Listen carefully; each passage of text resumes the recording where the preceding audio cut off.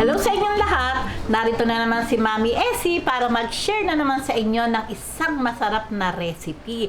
Ngayon po ay gagawa tayo ng isang masarap na merienda, ang cheesy cassava balls. Pero bago tayo mag-umpisa, kung kayo ay nasa Facebook, don't forget to follow, like, and share. At kung nasa YouTube naman po, wag lang kalimutang mag-subscribe at pindutin ang bell button para lagi kayong updated sa ating mga bagong video. Ngayon, narito po ang ating mga kakailanganing sangkap. Sa paggawa po ng ating cheesy cassava balls, gagamit po tayo ng 1 kilong cassava, hinugasan ko pong malinis, at eto na po siya. Cheese, 1/4 cup na light brown sugar, 1/4 cup na milk powder, gagamit po tayo ng 1 kutsarang margarine, at ang breadcrumbs.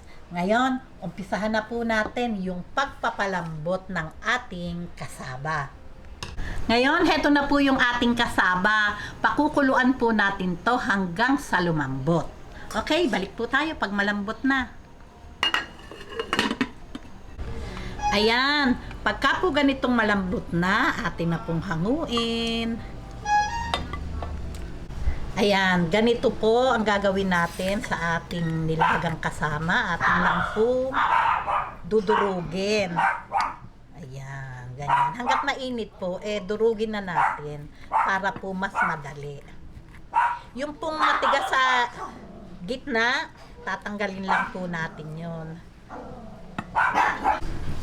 Ayan, ganyan po. Hanggat mainit, durugin na po natin para mas madali po siyang mamas. Ayan, ganyan lang hanggang sa matapos. Yung pong may matigas po yan sa gitna, tatanggalin po natin yun kasi matigas yun eh. Ayan, heto na po yung ating namas na kamuting kahoy. Lagyan po natin ng 1 kutsarang margarine. Ayan. Yung sugar, kung ayaw nyo po ang masyadong matamis, pwede po kayong magbawas. Itong milk. Ayan, ating lang pong hahaluin. Ayan. Hanggang magsama-sama lahat yung inilagay nating ingredient.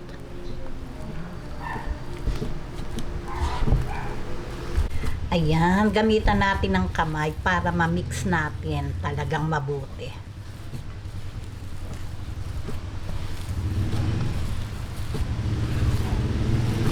Ayan, pagka po ganitong mix na yung ating kasaba, umpisahan na po natin yung ating pagbibilog. Ayan, may nasama pa po. Ito po, tamo may nasamang matigas. Tatanggalin po natin yan. Ayan, nasa inyo po iyan kung ano ang gusto nyong pantakal. Ito po ay 1 tablespoon. Ayan, lagyan lang po natin ng cheese sa loob. Malinis po yung isa kong kamay. Ayan. Bilugin lang po natin. Pagka po ganitong bilog na, isawsaw lang po natin. Ito po ay 1 tablespoon na harina. Ayan. Igugulong lang po natin at ilalagay natin sa ating breadcrumbs. Nilagyan ko po ng konting tubig yung ating harina para po kumapit yung ating, ayan, di ba? Ganda. Okay. Ayan. Tuloy-tuloy lang po yung gawin nating pagbibilog.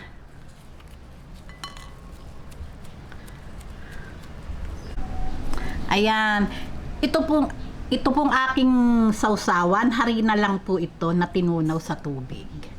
Ayan, lagay natin sa ating breadcrumbs.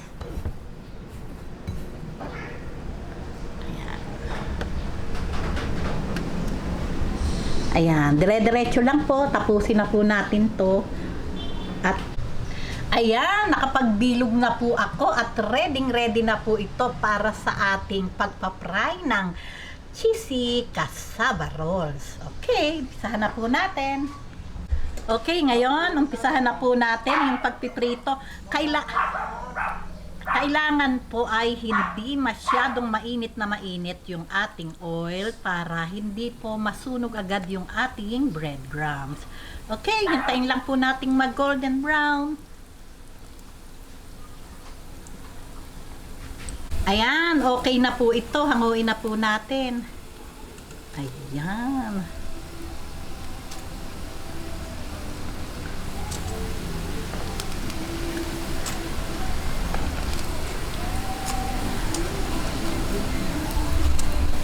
Ayan. Okay, ngayon, patapos na po itong aking pagpiprito at syempre po, ready na po ito para sa ating masarap na merienda. Ayan. Ayan, heto na po ang ating masarap na cheesy cassava balls. O di po ba, hindi po, marami po tayo talagang maiisip na luto sa ating kasaba at mapapasarap natin. O di po ba, mapakadali lang gawin. Gawin nyo na po ito at siguradong magugustuhan ng inyong mga anak. O, kung nagustuhan nyo ang video na to, huwag lang kalimutang mag-likes and don't forget to share and subscribe. Bye-bye!